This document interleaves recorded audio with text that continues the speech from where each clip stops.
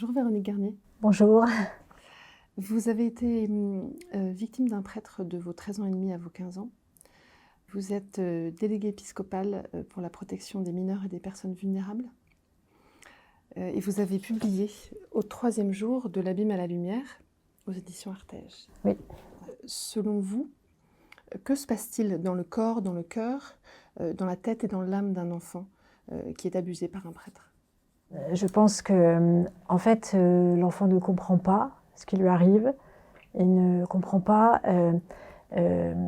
surtout dans ces cas-là, la plupart du temps, l'abus se passe en douceur, si on peut dire.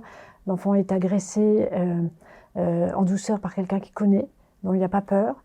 Et du coup, en fait, on ne comprend pas. Même moi-même, à 13 ans et demi, pourtant, je n'ai pas compris que j'étais abusée, agressée sexuellement. De toute façon, je n'avais pas ces mots-là pour mettre sur ce que j'étais en train de vivre.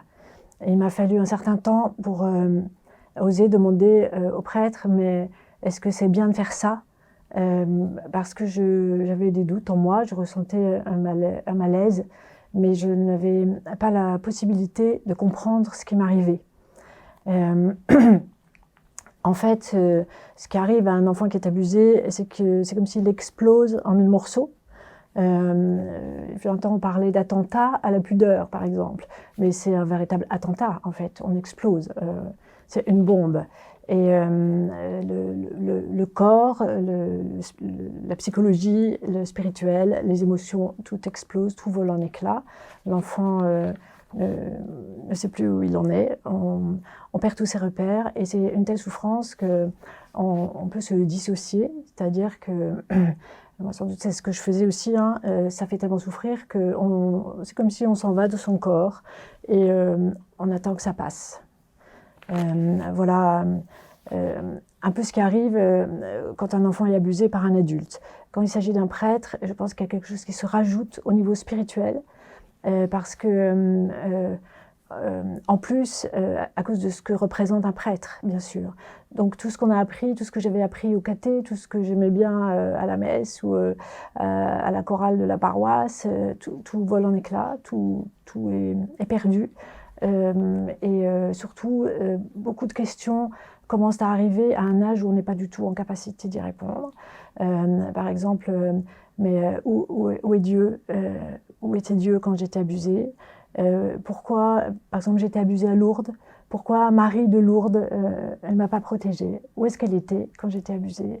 Ou bien, à mon époque, on disait encore que ce qui nous arrive, c'est la volonté de Dieu. Alors, bien sûr, on se dit, mais est-ce que Dieu voulait ça ? Voulait que ça m'arrive, ça ? Voilà, ces questions, c'est des questions terribles qui nous arrivent beaucoup trop tôt. Et ça amène une très grande douleur et un très grand chaos. Aussi, ce que je peux dire, c'est que quand un enfant est abusé par un adulte, en fait, c'est comme s'il perd sa capacité à faire confiance, parce qu'il a été trahi dans sa confiance par un adulte qu'il aimait bien la plupart du temps. Et quand il s'agit d'un prêtre, se rajoute une perte de la capacité aussi à la foi, de la confiance à la foi n'est qu'un pas. L'adulte que l'on devient est dans cette difficulté de ne pas pouvoir ni faire confiance, ni croire facilement. Qu'est-ce qui vous semble abîmé dans votre vie d'adulte aujourd'hui ? Alors, abîmé, c'est le mot, aux deux sens du mot, c'est-à-dire abîmé, voilà, esquinté, bousillé, mais aussi abîmé, l'adulte que je suis devenue est comme tombée dans un abîme. Voilà. Donc, en effet, beaucoup de choses sont abîmées parce que c'est la personne tout entière qui est abusée. C'est pas seulement le corps, mais c'est aussi le cœur, l'âme, l'esprit. Donc, on est dans une grande difficulté pour faire confiance, comme je disais. Alors, ça nous entraîne dans des difficultés de relation, bien sûr, de relation avec les autres, des difficultés au niveau du couple, au niveau de la parentalité, difficulté d'exprimer la tendresse, de la recevoir encore plus, mais aussi difficulté personnellement par rapport à soi-même, l'estime de soi, la confiance en soi. Bien sûr, le corps aussi est abîmé et voilà, j'ai beaucoup de douleurs, comme la plupart des personnes comme moi, on a des maladies chroniques ou voilà, on a aussi une souffrance qui reste dans le corps. Et puis, oui, la souffrance de l'âme qui se dit difficilement, mais qui est très présente. Qu'est-ce qui vous restaurerait le plus? Et comment expliquez-vous que certaines personnes, certaines victimes parlent et d'autres ne parlent pas? Alors, je vais répondre au présent. Qu'est-ce qui me restaure le plus aujourd'hui? Je crois pouvoir dire que c'est Jésus qui me restaure. Mais Jésus a besoin d'une sorte d'espace où ça va être possible. Et d'après moi, cet espace, c'est le dialogue. J'ai eu la chance de rencontrer l'évêque d'Orléans, Jacques Blacard, qui a accepté d'ouvrir cet espace de dialogue. Et je crois que petit à petit, c'est ce qui a permis pour moi un chemin de vérité, c'est-à-dire où j'ai pu dire la vérité de ce qui m'est arrivé, mais aussi où je peux être vraie, vraiment comme je suis, avec quelqu'un de l'Église. Et ça, ce chemin qui s'est ouvert pour moi est le lieu de la restauration, le lieu de la reconstruction, le lieu du relèvement, je peux dire le lieu de la résurrection. Mais c'est pas rapide, c'est pas instantané, c'est un long chemin. Pour moi, ce chemin, c'est Jésus lui-même. Quand il dit « Je suis le chemin, la vérité et la vie », moi je peux vraiment dire oui, j'ai expérimenté que faire la vérité avec l'Église, pouvoir dialoguer avec l'Église à travers un évêque, puis à travers d'autres personnes, de plus en plus d'autres personnes, a ouvert pour moi un chemin de vie, alors qu'auparavant, le silence était un silence de mort, c'est-à-dire que ce silence m'enfouissait, ce silence m'ensevelissait dans un tombeau terrible. On dit souvent la vérité nous rendra libre ou vous rendra libre. Je crois que, en effet, quand j'ai pu dire à l'Église, à travers des personnes en responsabilité, donc des évêques, ce qui m'est arrivé, j'ai pu faire la vérité avec l'Église, ça a commencé petit à petit à me rendre libre de la prison de mon passé. Mais je pense que je peux dire que le chemin est double, une sorte de double chemin de libération, parce que je pense que, ayant dit ce qui m'est arrivé moi dans le diocèse de Nancy, pour finir, sans doute, ça libère aussi ce diocèse et l'Église à travers ce diocèse de la prison du passé, des secrets, des mensonges, des non-dits. En quelque sorte, le chemin qui m'a été proposé avec l'évêque Blacard, était un double chemin qui donne la vie doublement, certainement. Et c'est sans doute une grande grâce, mais c'est un chemin long, difficile, coûteux. Une fois, l'évêque Jacques Blacard m'avait dit « on continue coûte que coûte ». Et je lui avais dit « oui, c'est coûteux, ça vous coûte à vous et moi ça me coûte ». Mais sur ce chemin, je ne dis pas au bout du chemin, mais sur ce chemin, le long de ce chemin, il y a une grâce possible. Et cette grâce, c'est une grâce qui coûte, comme dit Dietrich Bonhoeffer, ça ne peut pas être autrement. Alors, je pense que certaines personnes n'arrivent pas beaucoup à s'exprimer, n'arrivent pas à parler, alors que d'autres, petit à petit, arrivent à saisir les occasions pour parler. Je crois qu'il y a un très grand respect à avoir pour les personnes qui arrivent à parler et le même très grand respect à avoir pour les autres personnes qui n'arrivent pas. Peut-être celles qui arrivent mieux sont un peu la voix des autres, mais aussi on ne peut pas parler à la place des autres personnes. Qu'espérez-vous des citoyens et de la société aujourd'hui? Et qu'espérez-vous des membres de l'Église, de l'institution? Alors, ce que je remarque, c'est qu'il y a un double mouvement, un mouvement de prise de conscience à la fois dans la société et à la fois dans l'Église. Et franchement, c'est vraiment bien. En fait, ce double mouvement a quand même été généré par les victimes elles-mêmes. Je crois que c'est important de le souligner, qui on tente par tous les moyens de briser le silence. Parce que le silence enferme, alors que la parole peut libérer. Et je dois souligner que c'est grâce aux victimes que le silence, petit à petit, est brisé aussi dans la société.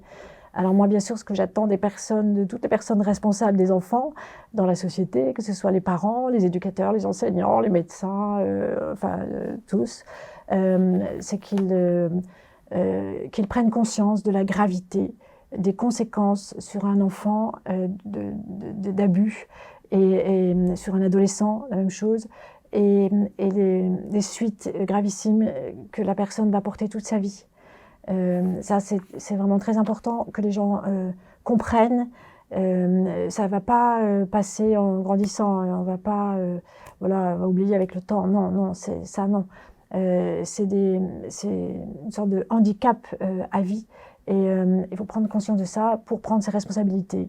Les enfants ont des droits, le droit d'être protégés, et en particulier protégés des agressions sexuelles. Ça sous-entend que les adultes ont des devoirs, les devoirs de les protéger.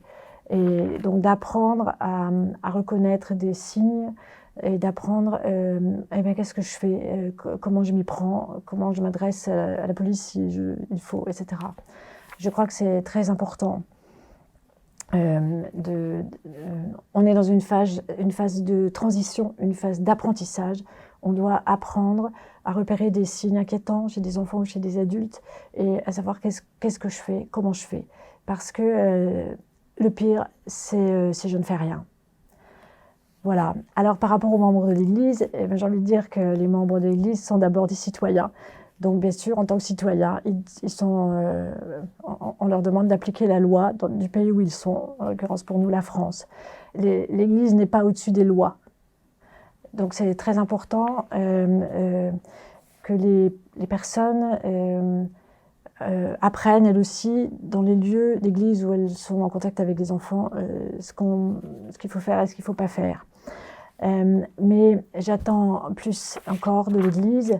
J'attends que les chrétiens ouvrent leurs yeux, ouvrent leurs oreilles, ouvrent leur cœur à la souffrance des enfants qui ont été abusés au sein même de l'Église et des personnes adultes, même âgées, qu'elles sont devenues. Pour peut-être m'aider à croire cette parole de Paul aux Corinthiens qui dit si un membre souffre, tous les autres membres souffrent. Parce que pendant si longtemps, je souffrais et beaucoup d'autres personnes comme moi souffraient et personne ne s'en rendait compte, personne ne s'en inquiétait. Alors comment je peux comprendre que je fais partie de ce corps? Voilà, ça c'est une question qui m'est renvoyée au niveau spirituel, mais souvent je me dis encore, est-ce que je suis vraiment dans l'Église? Parce que les autres devraient pleurer de ma souffrance si j'étais dans le même corps. Voilà. Et alors justement, qu'est-ce qui me restaure? Qu'est-ce qui me console? C'est quand des personnes du diocèse de Nancy, où ça m'est arrivé, me disent « ça me touche beaucoup que ce soit arrivé dans mon diocèse ». Ou c'est quand l'évêque de Nancy m'a demandé pardon pour les abus, mais aussi pour le silence. Oui, c'est comme si là, il me réintègre un peu dans le corps. Et à ce moment, je me dis « ah, peut-être je suis quand même dans ce corps ». Sinon, bien souvent, je ne le sais pas. Et j'attends, comme le pape l'a demandé, que l'Église pleure, que l'Église se rende compte de ce qui est arrivé à certains des petits membres de l'Église. Et Ça m'est arrivé de voir des personnes qui pleuraient et ces larmes me consolent, me réconfortent plus que tous les mots ou que tous les gestes. Oui, j'attends aussi que l'Église, après avoir compris la gravité, avoir pesé, peut-être avoir pleuré, répare ce qui est encore possible à réparer et surtout s'engage à tout faire pour que ça ne recommence pas. Voilà, c'est ça que j'attends des membres de l'Église. Qu'aimeriez-vous dire aux familles et aux parents qui vous écoutent? Alors, merci de me poser cette question. Alors moi, j'ai vraiment envie de dire aux familles, aux parents, aux grands-parents, s'il vous plaît, faites bien attention à vos enfants. S'il vous plaît, apprenez à bien les protéger. N'ayez pas peur, faites-leur confiance, mais protégez-les. Par exemple, dès qu'ils sont capables d'être un peu autonomes pour leur toilette, pour leur douche, pour l'habillage, vraiment, apprenez-leur le plus tôt possible à se débrouiller tout seuls. Vous les protégez de gestes qui ne sont pas bons pour eux. Apprenez-leur très petits que leur corps leur appartient et que personne n'a le droit de toucher ou de regarder sous le maillot de bain. Apprenez-leur aussi qu'il y a des bons touchés et des mauvais touchés, qu'il y a des bons secrets et des mauvais secrets. Apprenez-leur à faire confiance à leurs émotions. Les bons touchés, les bons secrets, ça fait du bien. L'enfant très petit est capable de savoir qu'est-ce qui fait du bien. Et de la même façon, les mauvais secrets, les mauvais touchés ne font pas du bien. Et l'enfant est capable, très petit, de sentir que ça ne lui fait pas du bien.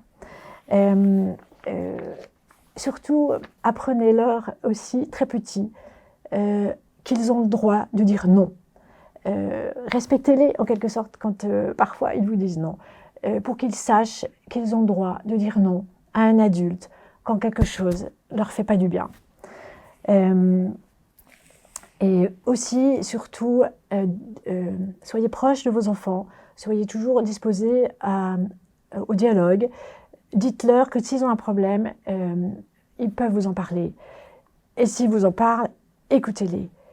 Et s'ils vous en parlent, croyez-les.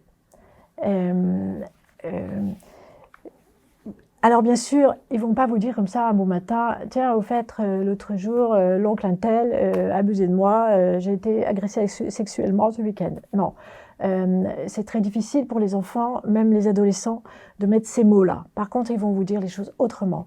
Ils vont peut-être vous dire, alors qu'ils aimaient tant aller au foot, ils ne veulent plus du tout aller au foot. Ou alors qu'avant, ils aimaient tellement jouer avec ce cousin, ah maintenant, ils ne veulent plus voir ce cousin. Ils vont peut-être vous dire par un dessin quelque chose qui va vous inquiéter. Écoutez ce dessin. Ils vont peut-être vous dire par un comportement inhabituel, un changement de comportement, qu'il soit enfant ou adolescent. Une baisse de travail à l'école, une agressivité soudaine ou bien une apathie, quelque chose qui change leur comportement. Ça veut dire peut-être quelque chose. Écoutez vos enfants. Et puis, pour les plus grands, ça peut être aussi des comportements provocateurs, des comportements à risque qui peuvent vous alerter.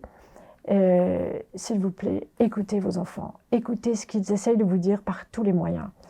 Et faites ce qu'il faut pour eux, c'est-à-dire faire un signalement, aller à la police, écrire au procureur, s'il y a vraiment quelque chose de gravissime qui se passe. Moi, j'aurais tellement aimé que mes parents m'écoutent.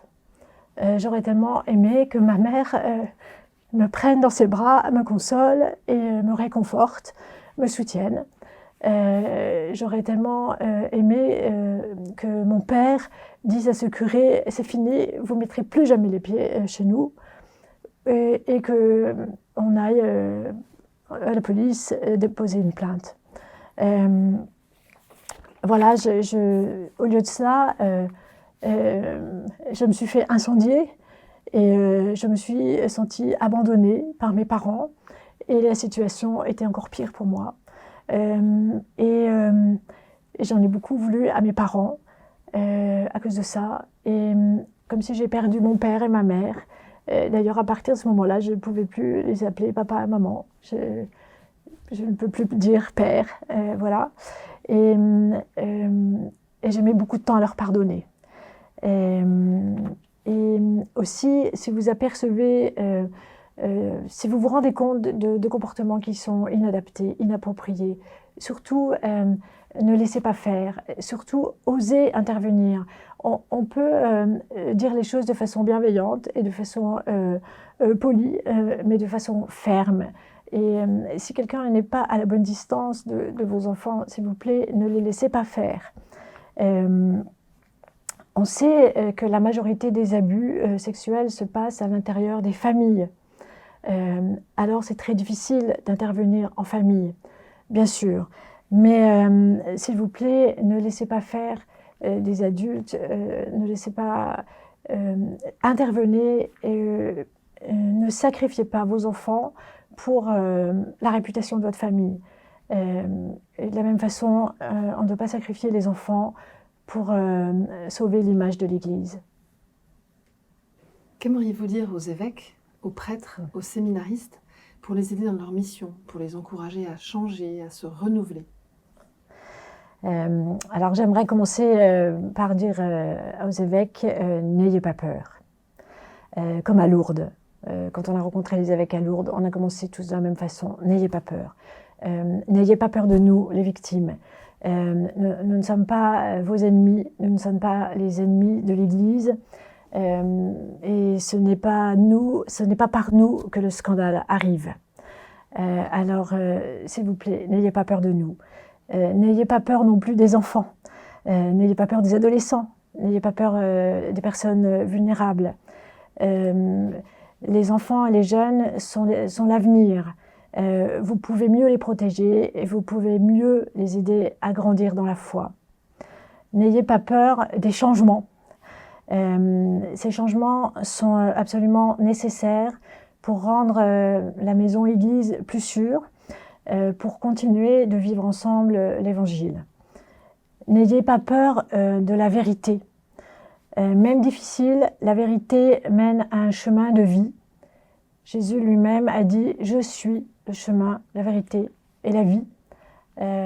C'est vrai, je crois que c'est vraiment vrai. Je voudrais vous encourager à vous former, à lire, à réfléchir avec d'autres pour mieux comprendre.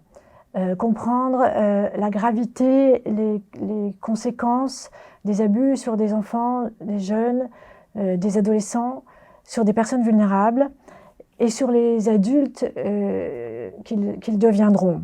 Et je voudrais vous demander de vous engager de plus en plus nombreux à tout faire pour que ce qui nous est arrivé n'arrive plus à d'autres enfants. Vous pouvez, comme évêque, hériter malheureusement d'un diocèse où il y a eu beaucoup d'abus. Vous pouvez, comme prêtre, vous faire traiter injustement de pédophile dans la rue. Vous pouvez, comme séminariste, vous demander légitimement si vous faites bien de continuer. Je comprends que ce soit difficile pour vous. Ni vous, ni moi, nous avons choisi le passé. Mais ensemble, nous pouvons choisir le présent pour un avenir meilleur. À Rome, fin février, il y a eu un sommet avec les présidents des conférences des évêques du monde entier. Le président de la conférence des évêques de l'Australie a terminé ce colloque par une homélie qui m'a beaucoup bouleversée, où il invite les uns et les autres de façon individuelle et collective à une conversion. Même il parlait de révolution copernicienne. Cette conversion qu'il appelle, c'est de mettre les victimes au centre, de remettre en quelque sorte en même temps le Christ crucifié au cœur de l'Église, qui a été d'une certaine façon rejeté, écarté du cœur de l'Église en même temps que les victimes. cette conversion permettra de voir que les blessures de ceux qui ont été abusés sont nos blessures, les blessures de l'Église, que leur destin est le nôtre, qu'ils ne sont pas nos ennemis, ils sont nous et nous sommes eux. Il s'agit de découvrir que ceux qui ont été abusés ne tournent pas autour de l'Église, mais l'Église autour d'eux. Voilà ce que disait le cardinal Ossaragin. J'étais très touchée de ça. Je crois en effet que vous pouvez aider l'Église tout entière à entrer dans ce mouvement de conversion. Le pape François nous invite tout le temps à aller à la périphérie. On pense sans doute qu'on va aller à la périphérie, rencontrer les personnes et leur dire combien ils sont aimés par Dieu. Mais ce qu'on pense sans doute moins, c'est qu'on va rencontrer à la périphérie les pauvres, les exclus, les rejetés, les immigrés et aussi les victimes abusées au sein de l'Église. Et au fond, si on se déplace tous vers la périphérie, on va recentrer l'Église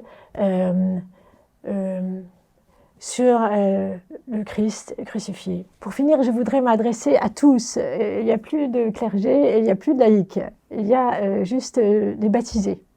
Le pape François a écrit l'année dernière une lettre au peuple de Dieu et il s'adressait aux baptisés. Voilà. Et il invite dans cette lettre fortement à rejeter le cléricalisme en disant non aux abus. Alors moi je pense que si on dit non au cléricalisme, on va aussi de la même façon rejeter toutes sortes d'abus. Les abus de conscience, les abus de confiance, les abus de pouvoir, les abus spirituels et les abus sexuels. Quand j'avais 15 ans, un jour, j'ai trouvé la force de dire au prêtre qui abusait de moi, « C'est fini, vous ne me toucherez plus jamais ». Eh bien, je crois que tous ensemble, tous les baptisés, on doit pouvoir enfin trouver la force de dire « C'est fini, plus jamais des adultes dans l'Église, même des prêtres, vont toucher à des enfants en toute impunité. Plus jamais les responsables de l'Église, le système de l'Église va laisser faire ces abus en toute impunité. » Je crois que nous avons besoin de beaucoup d'Esprit Saint pour ça, mais on peut demander l'Esprit Saint. Il y a quelques années, je faisais une retraite et j'ai entendu un commentaire qui m'a complètement bouleversée au sujet de l'histoire de Joseph et ses frères dans la Genèse. Cette personne disait d'une histoire sordide de meurtre entre frères et de mensonges. Dieu a voulu en faire quelque chose de bien. Dieu a voulu en faire une bénédiction pour toute la famille. J'ai été vraiment très bouleversée. Je l'avais de suite transmis à l'évêque Jacques Blacard en lui disant « ça, c'est aussi pour vous ». Et à travers lui, je pensais bien sûr à l'Église tout entière. J'ai pris cela comme une promesse. Alors, depuis, j'attends la bénédiction pour toute la famille Église, à commencer par les victimes. Voilà, c'est mon espérance, c'est ce que je crois. Voilà, je vous remercie de m'avoir donné la parole. Merci beaucoup.